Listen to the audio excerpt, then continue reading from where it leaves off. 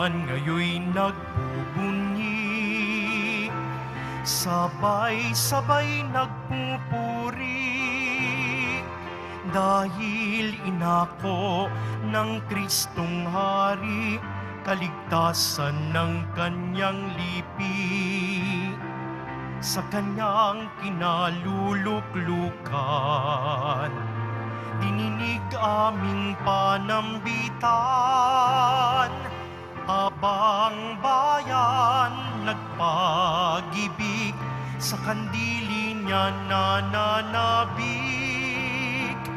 Bayan ngayoy nagbubunyi, sabay-sabay nagpupuri, dahil inako ng Kristong Hari, kaligtasan ng kanyang lipi. Bayan ngayoy nagbubunyi, sabay-sabay nagpupuri.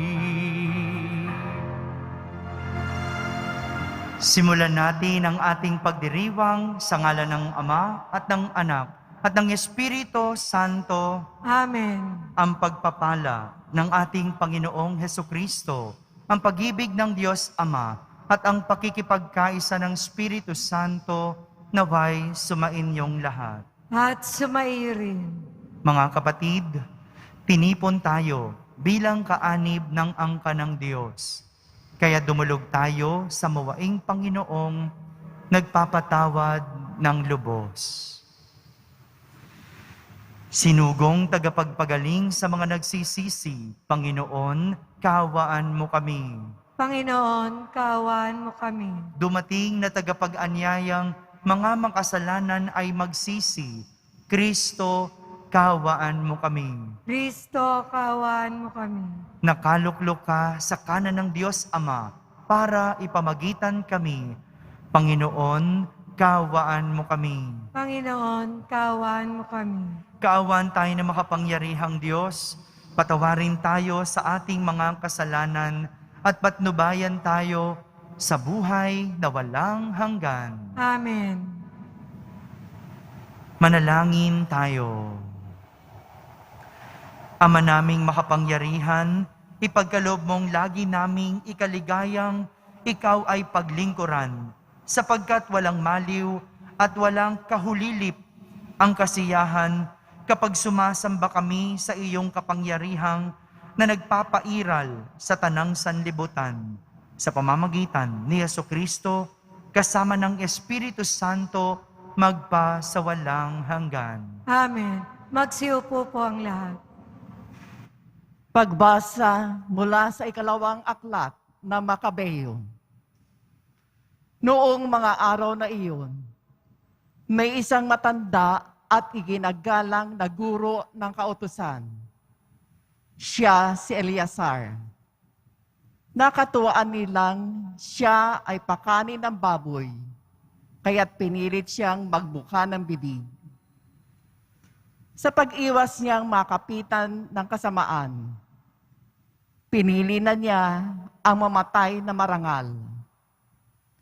Kaya't ang pagkaing pilit na isinubo ay kanyang iniluwa.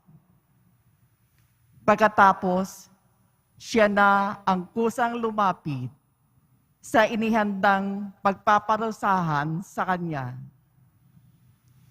Ipinakita niya na dapat maglakas loob ang sinuman na tumangging kumain ng pagkaing labag sa kautusan, kahit ito'y mga hulugan ng kanyang kamatayan.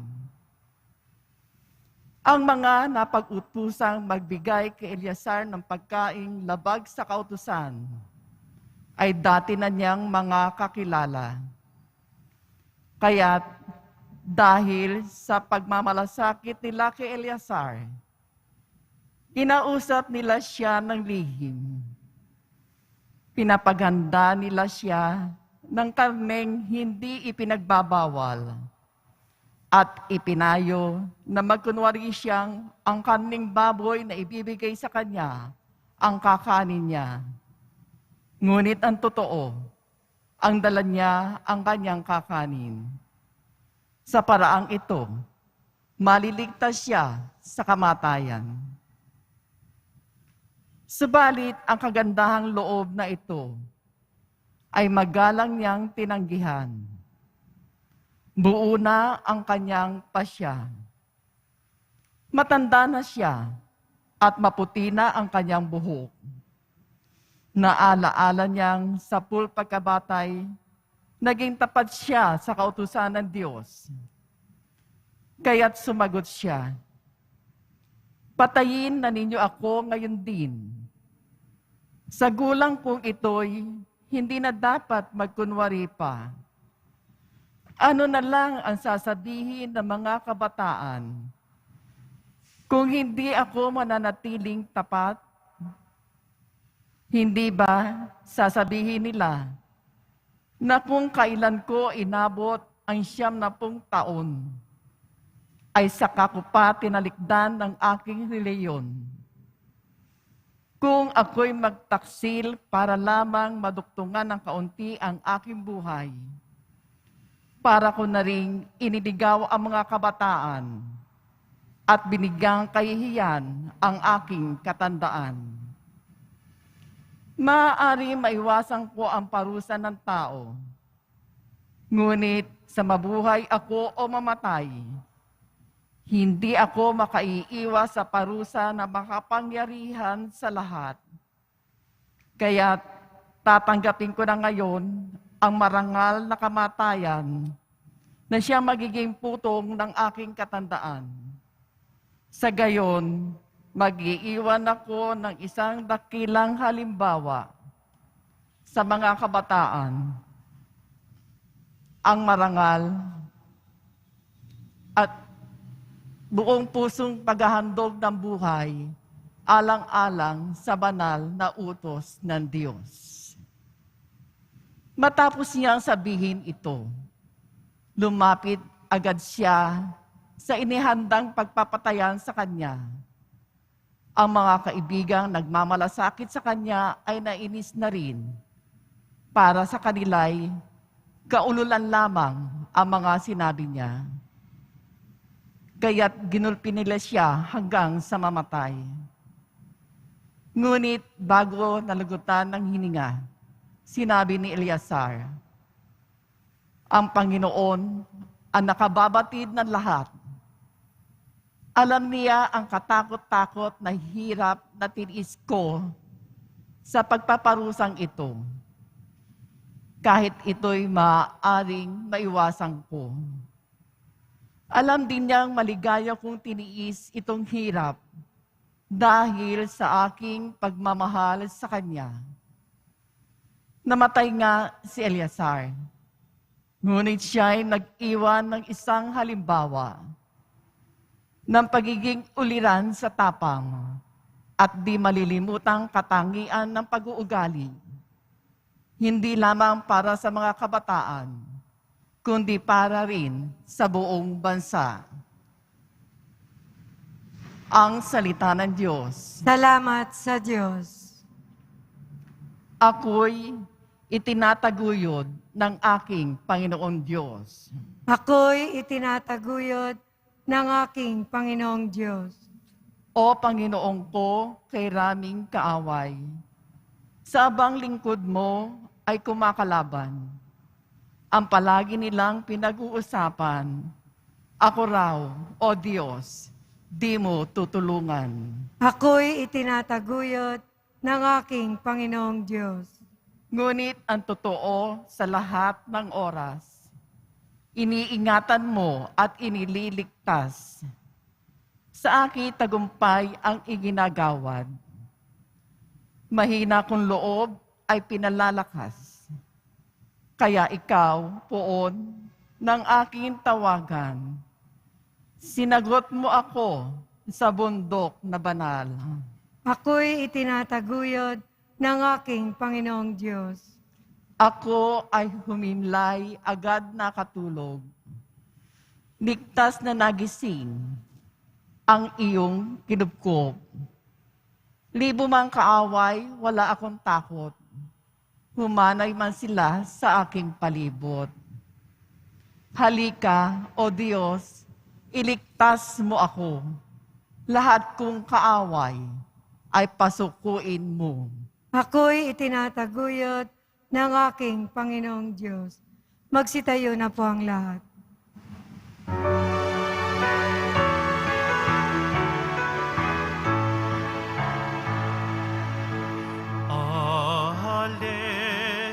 Alleluia, Alleluia,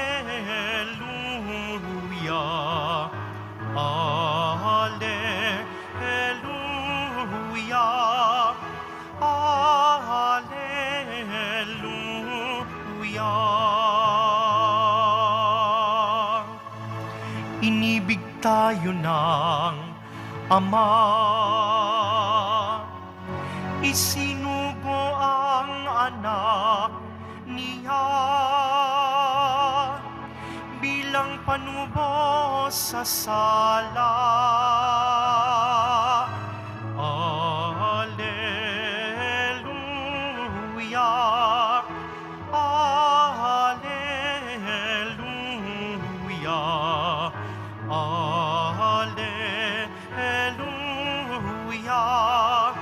Alleluia.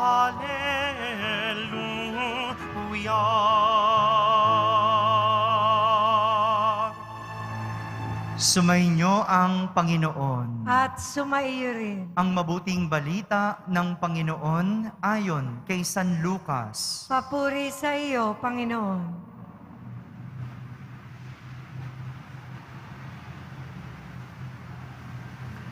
Noong panahong iyon, pumasok si Jesus sa Jericho at naglakad sa kabayanan.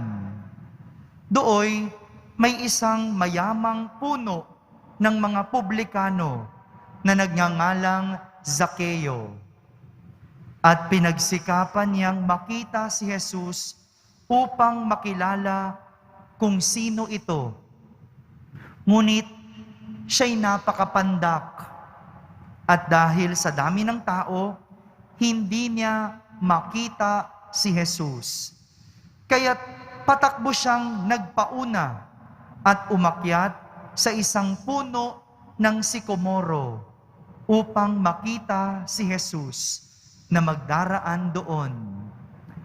Pagdating ni Jesus sa dakong iyon, siya'y tumingala at sinabi sa kanya, Zakeo, bumaba ka agad, sapagkat kailangan kong tumuloy ngayon sa bahay mo. Nagmamadali siyang bumaba at tuwang-tuwang tinanggap si Jesus. Lahat ng nakakita nito ay nagbulong-bulungan. Nakikituloy siya sa isang makasalanan. Wika nila. Tumayo si Zakeo at sinabi, Panginoon, ibibigay ko po sa mga dukha ang kalahati ng aking ari-arian. At kung ako may nadayang sinuman, 4 na ibayo ang isa sa uli ko sa kanya. At sinabi sa kanya ni Jesus, ang kaligtasay dumating ngayon sa sambahayang ito. Lipirin ni Abraham ang taong ito, sapagkat naparito ang anak ng tao upang hanapin at iligtas ang naligaw. Mga kapatid, ang mabuting balita ng Panginoon. Pinupuri ka namin, Panginoong Hesukristo. Magsiupo po lang. Magandang araw po sa inyong lahat.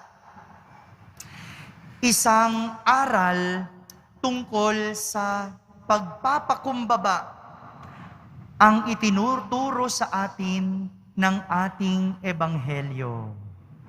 Pagpapakumbaba. Sabihin nyo nga po. Pero ibang klaseng pagpapakumbaba ang tinuturong ito sapagkat ito'y pagpapakumbaba na may pag-ako, na may pag-amin sa kasalanan. Pag-ako pag-amin sa kasalanan. Narinig natin yung kwento. Si Zaccheo ay isang puno o pinuno ng mga tax collector, no? Tax collector. So ibig sabihin pinuno, ibig sabihin puno, hindi ordinaryong tax collector, kundi mataas na uri ng tax collector. Ang tawag nun sa tax collector ay publikano. Ganun ang klaseng uri nito ni Zaccheo. So hindi basta-basta. Nung panahon ni Jesus, ang mga tax collector tinuturing na makasalanan. Alam ng lahat na ang tax collector o publikano ay nangungupit, nandadaya ng tao, naniningil ng sobrang buwis at ibinubulsa. Kaya nga, nagulat yung mga tao kung bakit sumasama si Jesus sa isang makasalanan. At hindi lang basta makasalanan, ha? Pinuno, presidente, kumbaga, no? Pero maganda, kahit ganun ang tingin ng tao kay Zaccheo, maganda yung ipinakita ni Zaccheo, sapagkat noong nalaman niyang magdadaan si Jesus, pinagsumikapan niyang makita si Jesus.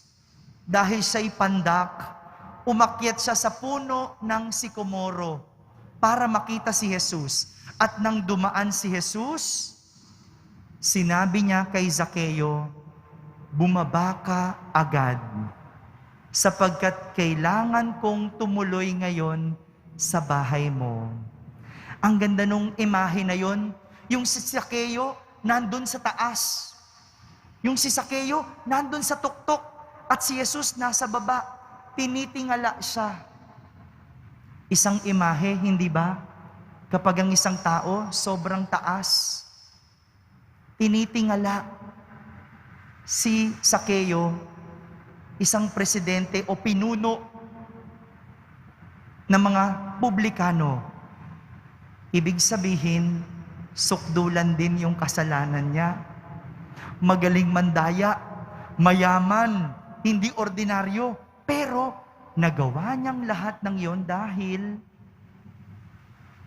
sa mga pandaraya, sa kanyang kasalanan, naging mataas siya, pero dahil sa mga nagawang kasamaan.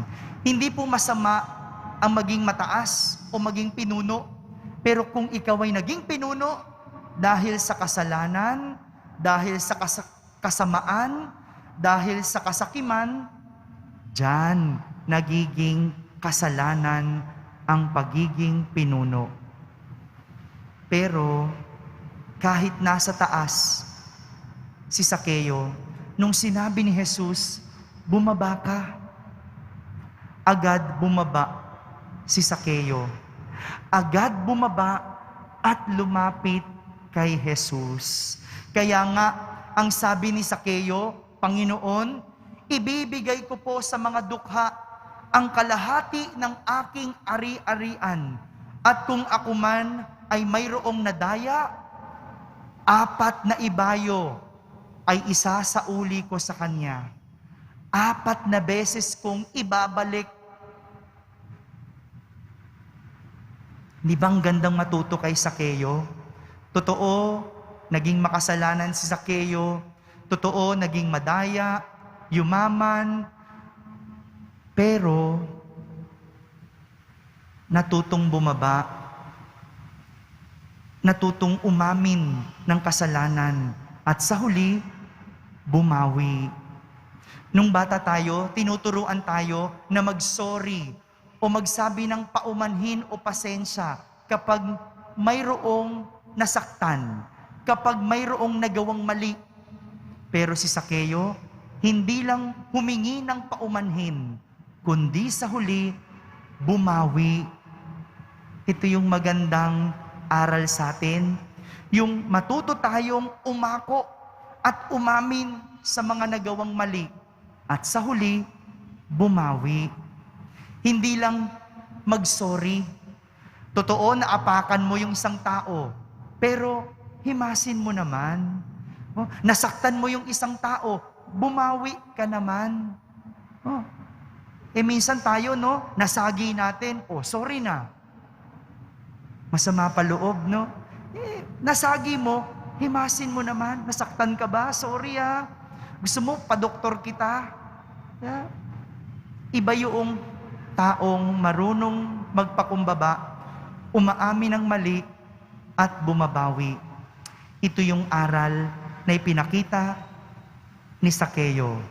Bagamat mataas, bagamat pinuno, presidente, noong nakilala niya si Jesus, natutong bumaba, nagpakababa, at bumawi sa lahat ng mga pagkakamali. Yan si Zakeo, kahit presidente, marunong bumaba, marunong magpakumbaba, at sa lahat ng kanyang nagawang pagkakamali, sa huli, siya ay bumawi. Ito yung aral na tinuturo sa atin ng ating ebanghelyo ngayon. Kapag nagkamali, aminin, humingi ng paumanhin, at sa huli, bumawi. Amen. Magsitayo na po ang lahat. Minamahal kong mga kapatid, sa pagtatagpo ng Panginoon at ni Zakeo, nakita natin na ang tunay na habag, ang pinakamatatag na pinagmumulan ng katarungan. Nananalangin tayo bilang mga makasalanan, sa ngalan ng mga makasalanan, ang ating mga panalangin naway magpahayag ng panatag sa tiwala sa banal na awa ng Diyos. Ating sambitin sa bawat panalangin, banal na awa, basbasan mo kami. Banal na awa, basbasan mo kami. Ang simbahan naway, patuloy na tanggapin ang mga naghahangad ng kapatawaran at kapayapaan ng kalooban. Manalangin tayo. Banal na awa, basbasan mo kami. Ang mga nagpapatakbo ng ating kalakalan at industriya, naway maging mapagbigay at makatarungan. Manalangin tayo. Banal na awa, basbasan mo kami. Tayo naway maging handa sa pagsalubong sa Panginoon, anumang oras siya dumating sa ating buhay, at hayaan siyang manahan sa ating mga puso. Manalangin tayo. Banal na awa, basbasan mo kami. Ang mga may sakit, naway makita na bahagi na nakapagliligtas na krus ni Kristo, ang kanilang mga pagsubok at paghihirap. Manalangin tayo. Banal na awa, basbasan mo kami. Ang mga yumao, naway gantimpalaan ng walang hanggang kaligayahan sa buhay ng mundong darating. Manalangin tayo. Banal na awa, basbasan mo kami. Sa katahimikan, ating ilapit sa Diyos ang ating mga pansariling kahilingan at mga kahinaan.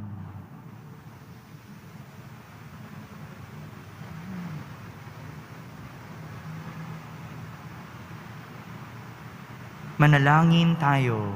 Banal na awa, basbasan mo kami. Ama naming Diyos, punuin mo ang aming mga puso ng iyong pag-ibig. Ipagkaloob mo sa amin ang iyong mapagligtas na tulong kapag kami ay magkasala, at naway panatilihin mo kami sa iyong pagkalinga. Hinihiling namin ito sa pamamagitan ni Kristo na aming Panginoon. Amen. Magsiupo po ang lahat.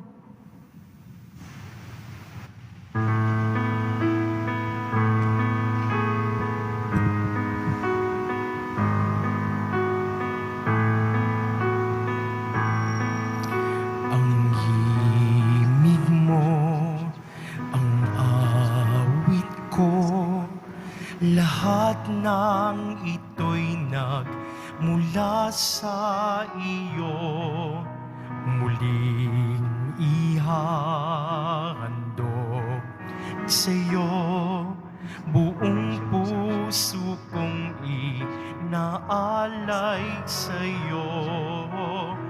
O Diyos, o Panginoon, lahat ay biyayang aming inampon, aming buhay at kakayahan.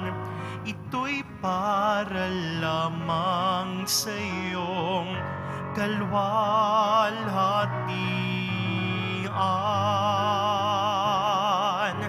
Ito'y para lamang sa iyong kalwalhatian. Magsitayo na po ang lahat. Manalangin kayo mga kapatid upang ang paghahain natin ay kalugdan ng Diyos amang makapangyarihan. Tanggapin nawa ng Panginoon itong paghahain sa iyong mga kamay, sa kapurihan niya at karangalan, sa ating kapakinabangan at sa buong sambayanan niyang banal. Ama naming lumikha, ipagkalob mo ang iyong masintahing pagtingin sa aming mga alay upang ang kagandahang loob mo ay aming makamtan at ang bunga ng walang hanggang pag-iral ay aming mapakinabangan. Sa pamamagitan ni Jesucristo, kasama ng Espiritu Santo, magpa sa walang hanggan. Amen. Sumainyo ang Panginoon. At sumayo rin. Itaas sa Diyos ang inyong puso at diwa. Itinaas na namin sa Panginoon. Pasalamatan natin ang Panginoong ating Diyos. Marapat na siya ay pasalamatan. Ama naming makapangyarihan, tunay ngang marapat na ikaw ay aming pasalamatan sa iyong paglingap at kagandahang loob. Ang tao'y nilikha mo't pinangasiwa sa sansinukob. Sa hangad mong siya'y iwastong lubos, siya'y pinagdusa mo sa kanyang pagtalikod. Sa iyong paggiliw, iyong ipinahintulot na makabalik siya sa pamamagitan ni Kristo Jesus. Kaya kaysa ng mga anghel na nagsisiawit ng papuri sa iyo nang walang humpay sa kalangitan, kami nagbubunyi sa iyong kadakilaan. Santo, Santo, Santo, Panginoong Diyos ng mga hukbo, napupuno ang langit at lupa ng kadakilaan mo. Hosana sa kaitaasan. Pinagpala ang naparirito sa ngalan ng Panginoon. Hosana sa kaitaasan. Magsilod po ang lahat. Ama naming banal, ikaw ang bukal ng tanang kabanalan. Kaya't sa pamagitan ng iyong Espiritu ay gawin mong banal ang mga kaloob na ito upang para sa amin ay maging katawan at dugo ng aming Panginoong Hesukristo. Bago niya, pinagtiis ang kusang loob na maging handog, hinawakan niyang tinapay, pinasalamatan kanya, pinaghati-hati niya iyon, iniyabot sa kanyang mga lagad at sinabi, "Tanggapin ninyong lahat ito at kanin, ito ang aking katawan na inihahandog para sa inyo."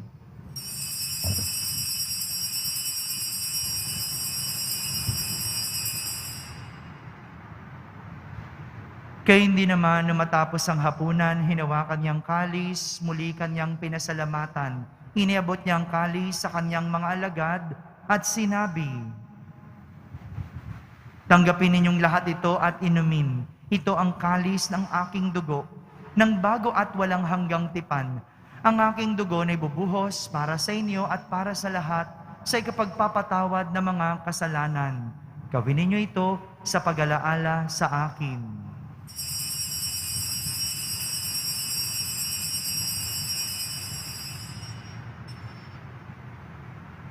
Magsitayo na po ang lahat. Ipagbunyi natin ang misteryo ng pananampalataya. Si Kristo'y namatay, si Kristo'y nabuhay, si Kristo'y babalik sa wakas ng panahon. Ama, ginagawa namin ngayon ang pag-alaala sa pagkamatay at muling pagkabuhay ng iyong anak. Kaya't inaalay namin sa iyo ang tinapay na nagbibigay buhay at ang kalis na nagkakaloob ng kaligtasan. Kami nagpapasalamat dahil kami iyong minarapat na tumayo sa harap mo para maglingkod sa iyo. Isinasamo namin kaming magsasalo-salo sa katawan at dugo ni Kristo ay mabuklod sa pagkakaisa sa pamamagitan ng Espiritu Santo. Ama, lingapin mo ang iyong simbahang laganap sa buong daigdig. Puspusin mo kami sa pag-ibig, kaysa ni Francisco na aming Papa, ni Jose na aming Obispo at ng Tanang Kaparian. Alalahanin mo rin ang mga kapatid naming nahimlay na may pag-asang sila'y muling mabubuhay, gayon din ang lahat ng mga pumanaw. Kaawan mo sila at patuloyin sa iyong kaliwanagan. Kaawan mo at pagindapating kaming lahat na makasalo sa iyong buhay na walang wakas, kaysa na mahal na Birheng Maria na Ina ng Diyos, ng kabiyak ng puso niyang si San Jose, kaysa ng mga apostol at ng lahat ng mga banal na namuhay dito sa daigdig ng kalugod-lugod sa iyo. May pagdiwang nawa namin ang pagpupuri sa kararangal mo sa pamamagitan ng iyong anak na aming Panginoong Hesukristo. Sa pamamagitan ni Kristo, kasama niya at sa Kanya, ang lahat ng parangal at papuri ay sa iyo, Diyos Amang makapangyarihan, kasama ng Espiritu Santo, magpa sa walang hanggan. Amen.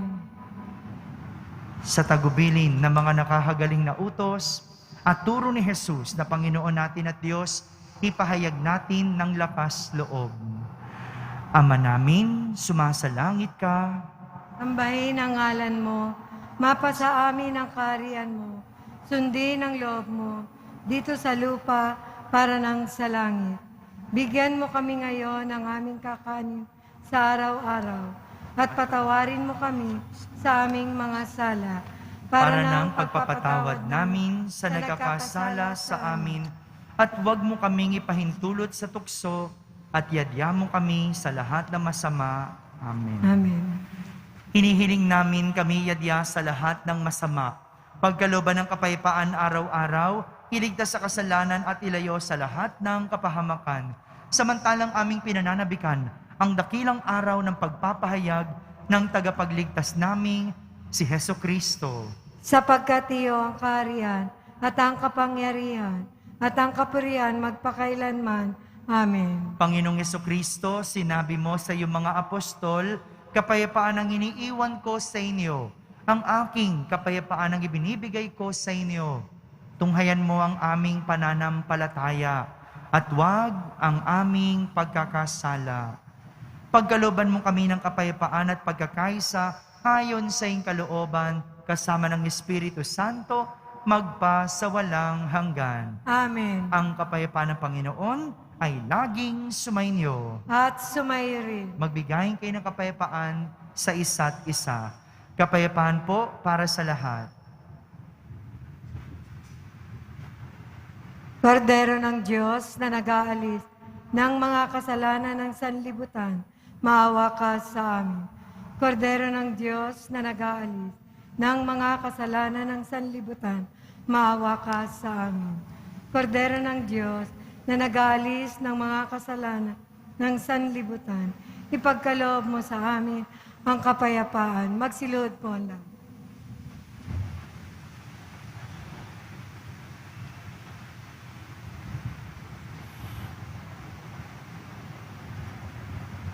Ito ang kordero ng Diyos. Itong nag-aalis ng mga kasalanan ng sanlibutan. Mapalad ang mga inaaniyahan sa kaniyang piging. Panginoon, hindi ako karapat-dapat na magpatuloy sa iyo, ngunit sa isang salita mo lamang ay gagaling na ako. Ang katawan ni Kristo. Amen.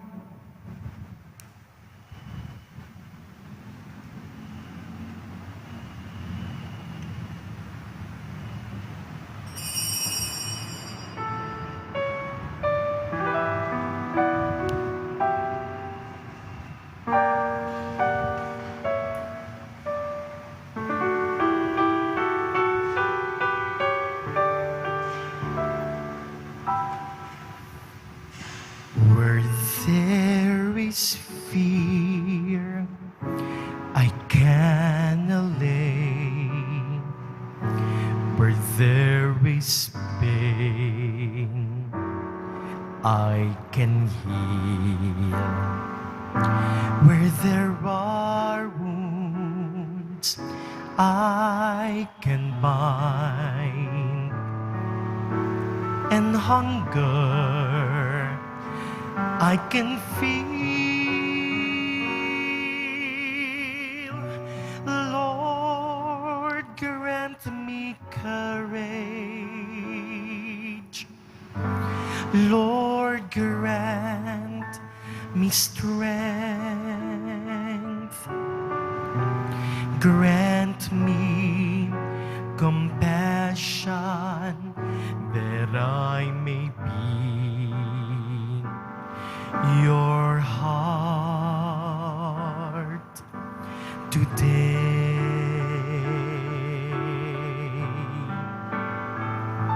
Where there is hate, I can confront. Where there are yokes, I can release. Where there are captives, I can free. In anger, I can appease. Lord, grant me courage.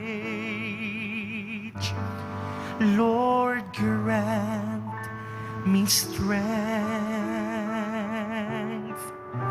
Grant me compassion that I may be your heart today. When comes the day I dread, to see your broken world, compel me from my cell-grown cold, that your people I may behold.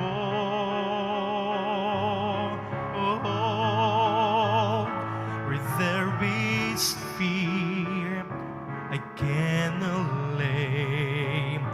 Where there is pain, I can heal. Where there are wounds, I can bind. And hunger, I can feel. Lord, grant me courage. Lord, grant me strength. Grant me compassion that I may be your heart today.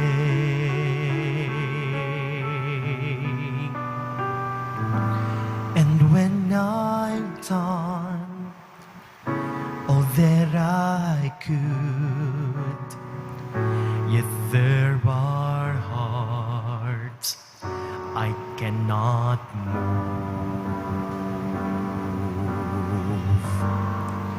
Lord, give me hope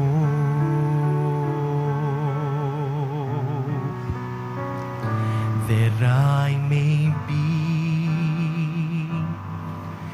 your heart today.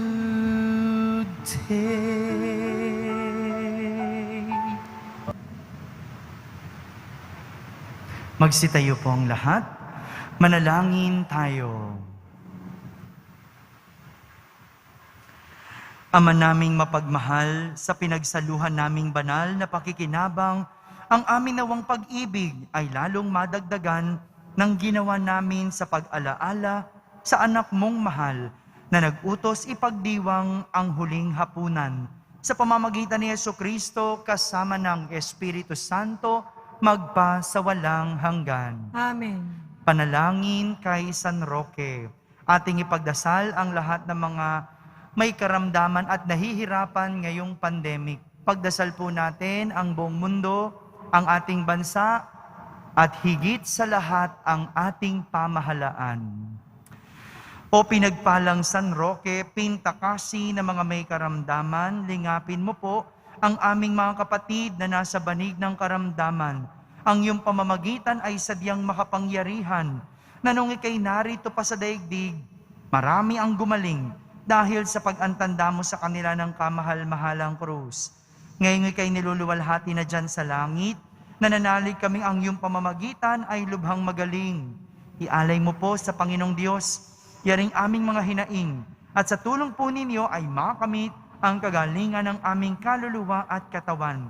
Pakundangan sa mga hirap at sakit ng Panginoong Hesukristo at iyo pong mga panalangin. Amen. Senyor San Roque, ipanalangin mo po kami upang kami maiyadya sa salot ng COVID-19 at sa mga karamdaman ng katawan at kaluluwa. Senyor San Roque, panalangin mo po kami upang kami maiyadya sa salot ng COVID-19 at sa mga karamdaman ng katawan at kaluluwa. Senyor San Roque, ipanalangin mo po kami upang kami maiyadya sa salot ng COVID-19 at sa mga karamdaman ng katawan at kaluluwa.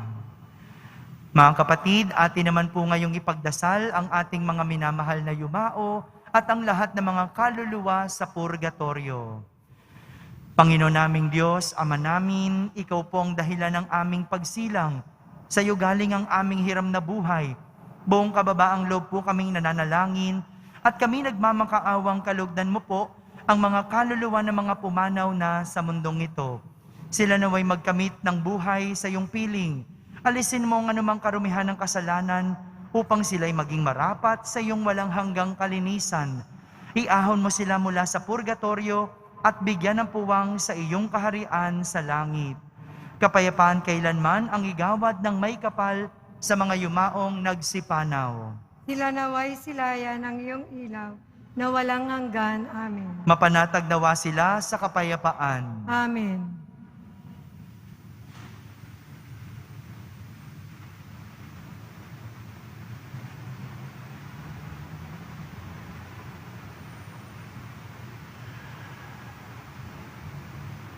Sumainyo ang Panginoon. At sumayo rin. Pagbabasbas ng Poong Yesus Nazareno. Mahal na Poong Yesus Nazareno, inihayag mo sa pamamagitan ng krus ang walang maliw na pag-ibig ng Diyos sa sangkatauhan. Pakinggan mo ang kahilingan ng iyong angkan na nagsusumamo sa iyo. Makamtanawan nila ang inyong katugunan at tanggapin ang kasagutan na may utang na loob na tinatanaw. Basbasan din po ninyo ang lahat na may karamdaman at nahihirapan. Sa pamamagitan ng bendisyon na ito, naway maalala nila ang mga pangako nila noon sa binyag na ikaw ang kanilang iibigin at paglilingkuran bilang Panginoon magpa sa walang hanggan. Amen. At pagpalain kayo ng makapangyarihang Diyos, Ama, Anak, at Espiritu Santo. Amen. Tapos na po ang ating pagdiriwang, humaiking taglay ang pag-ibig at kapayapaan ng Poong Jesus Nazareno. Salamat sa Diyos.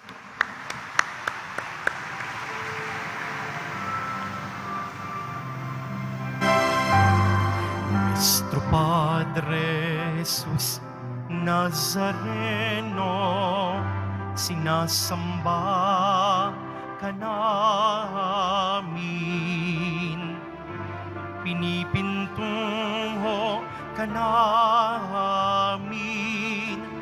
Aral mo ang aming buhay at kaligtasan. Nuestro Padre Jesus Nazareno, iligtas mo kami sa kasalanan. Ang krus mong kinamatayan ay sagisag ng aming kaligtasan. Nuestro Padre Jesus Nazareno, dinarangal ka na amin. Nuestro Padre Jesus Nazareno, nilulwalhati ka namin. Nuestro Padre Jesus Nazareno, dinarangal ka na amin.